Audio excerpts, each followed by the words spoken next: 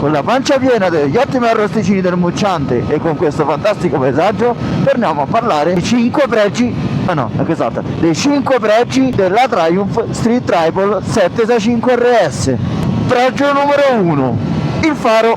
Ragazzi, a me questo faro fa impazzire, è molto cattivo e rispecchia perfettamente l'animo di questa moto. Pronto? Pronto? Sì, sto con l'interfono, stavo a fare il video. Dimmi. Sto tornando dal Mucciante. Abbiamo la possibilità di lasciare accese solamente le sopracciglia, bellissime. Guardate che paesaggio. Guardate che paesaggio. Oppure di accendere anche l'anabbagliante. Io cerco sempre di lasciare solamente le sopracciglia accese, perché con quelle sopracciglia la moto dice a chi la guarda dallo specchietto: ti devi togliere! Daniele ci ha abbandonato perché aveva un impegno, mentre io e Danilo continueremo a darci bacetti. Ah no, mi sono sbagliato, continueremo ad andare in moto. La seconda cosa che amo di questa moto è proprio il freno anteriore. Ha un ottimo mordente e frena tantissimo. Devo dire che in qualche situazione mi ha salvato. Inoltre ha la regolazione 19-21 in modo da adattarsi al vostro stile di guida. Personalmente la preferisco sempre in 21, anche in doppio, in singolo, con i bagagli, senza bagagli. 21 credo sia adatta per me.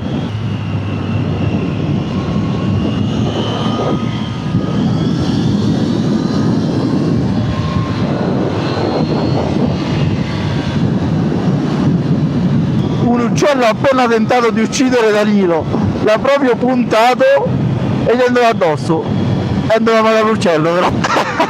Povero uccellino. La terza cosa che amo di questa moto sono le sospensioni. Per l'utilizzo che ne faccio io sono ottime, le ho tarate come dice il libretto sulla modalità sport. Secondo me rimangono uno dei migliori compromessi su strada. A mio avviso il mono è un signor mono e le forcelle forcellano bene, ma soprattutto hai la possibilità di regolare precarico, compressione e estensione. Io non ho mai avuto delle forcelle regolabili e mentre per qualcuno di voi sembrerà una cosa normalissima, per me è una cosa che ha in più. Ciao Luca! Adesso un rapido capannello a scendere e poi ci rivediamo per le altre due cose che amo di questa moto.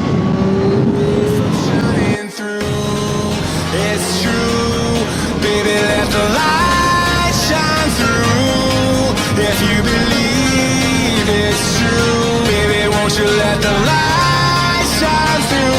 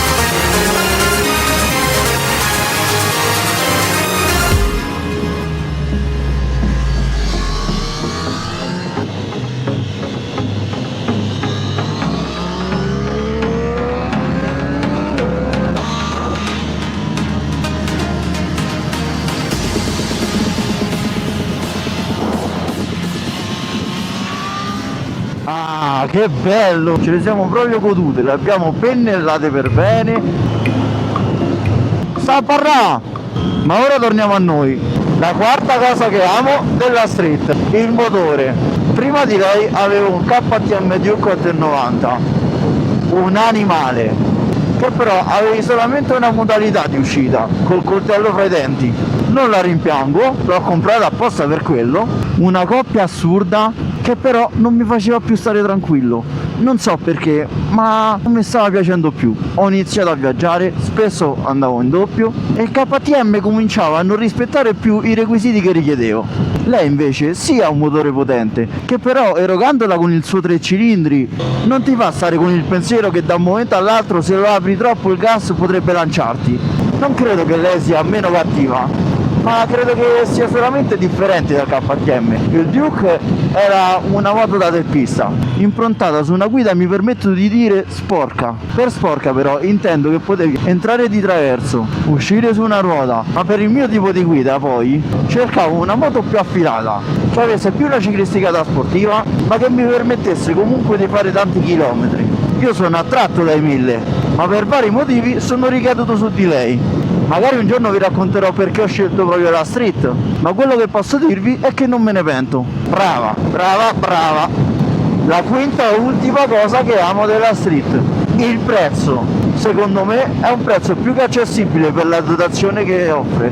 Io ho fatto una piccola ricerca e tra le moto che rispettavano i requisiti che richiedevo ho estrapolato le schede tecniche delle moto che ritenevo adatte a me. Poi ho aggiunto le moto dei miei sogni, ma alla fine non c'è stata storia. Sono andato a vedere il nuovo, mi è capitata una grandissima occasione di questo usato, ragazzi, io l'ho comprata usata, poi vi racconterò anche quanti chilometri aveva perché sembra assurdo. Ad oggi ne ho 2910, quindi una moto pressoché nuova, ma anche se non avessi trovato questa occasione credo che l'avrei comprata lo stesso, nuova. A mio avviso non ha un prezzo basso ovviamente, ma ha un prezzo più che adeguato a quello che offre, a differenza di altre competitor che secondo me hanno un prezzo esorbitante.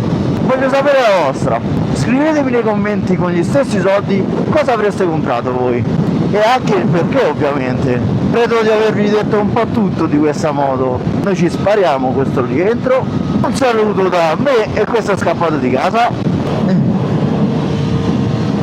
Se vi va lasciate un mi piace, iscrivetevi al canale e noi ci vediamo nel prossimo video.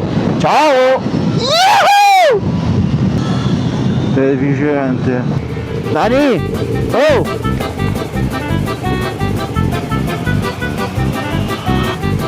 Oh!